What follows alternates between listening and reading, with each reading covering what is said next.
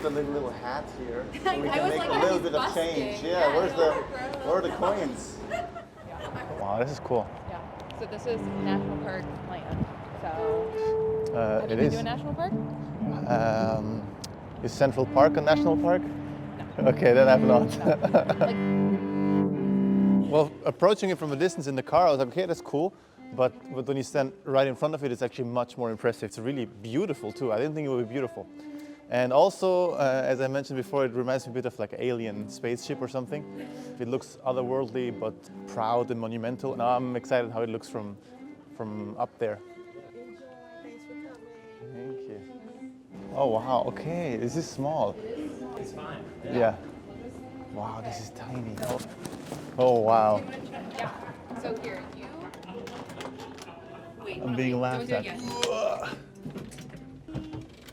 Right. Cozy. It fit. So you thought it's COVID now? Now that you brought it up, I'm feeling it. All right. Fine. It's only mildly. I'm cool. It's fine. No problems. You want to start with like the general cellist questions, or do you want to start with fun, interesting questions? Let's do fun, interesting. Okay. If the gateway arch was an instrument, what instrument would it be, or what does it most closely resemble? Oh, you know what you could do? You could string strings across the arch, and then it would be like a beautiful harp. If you turn it sideways, it looks a bit like one of those hand harps. Yeah. It would sound like the beginning of the Swan for cello, but the accompaniment parts, and then the cello enters. So it could be a beautiful duet between arch and cello. Someone should write that.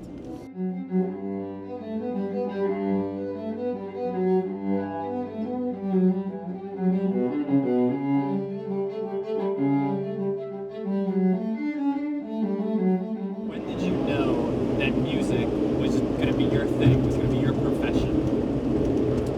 Oh, that's a good question. I never thought of it as a profession until much later, because I come from a musical family. All the people around me when I was a child were playing music. My parents, my sister, my cousin, my aunts.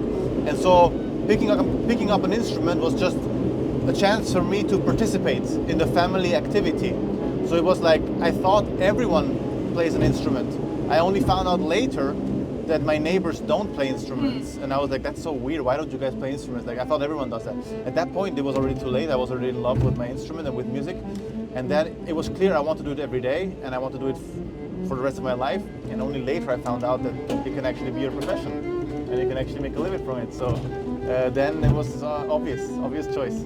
Of all the places you perform, big theaters to maybe even just some like public on the street, what's the most interesting place, most unique place you perform? What do you think I'm about to say?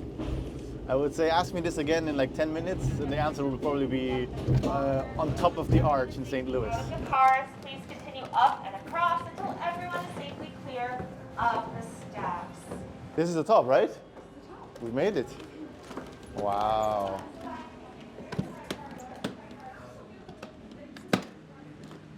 Do you name your instruments? I don't. I know some people have, but this one already has a name because it's a very old instrument from the year 1694, and it already has a name which is called the ex Boccherini. Ex means it used to be played by, and Boccherini is one of the most famous cellists that ever lived and composers. And so he used to own this cello. It's the ex Boccherini Stradivari cello. Already has a name, so I didn't have to name it.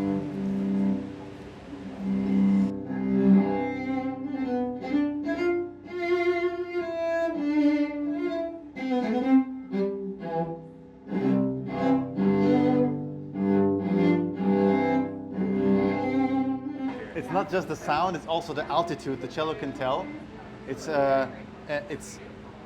dry, and the cello can tell that. It's a very old living organism, so humidity affects it, and also it's not that warm. So my fingers are ice cold. It's very uncomfortable to play with ice cold fingers, as any string player will tell you. But also the sound is a bit more dry. So of course it is harder to play in a sound that doesn't have resonance, but it's also beautifully intimate like that. So you need to adjust all the time. This is basically like a lung for a singer. What the singer uses, his vocal cords or the breathing, that's our bow. So we need to constantly adjust Also the placement of the bow on the string, how high up, how deep down, how much weight, all of that is affected by the room. And you need to constantly be in conversation, so to speak, with the string. It's different every day, and it sort of speaks to you. If you learn to listen to it, you learn how to kind of interpret its signs and get the most beautiful reaction from the string.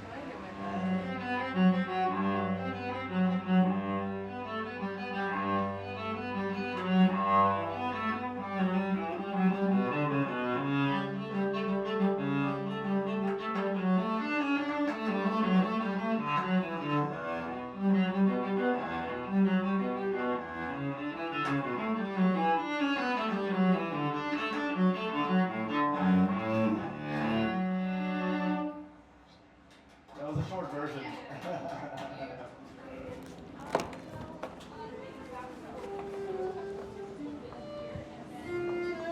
All right, another thing off my bucket list.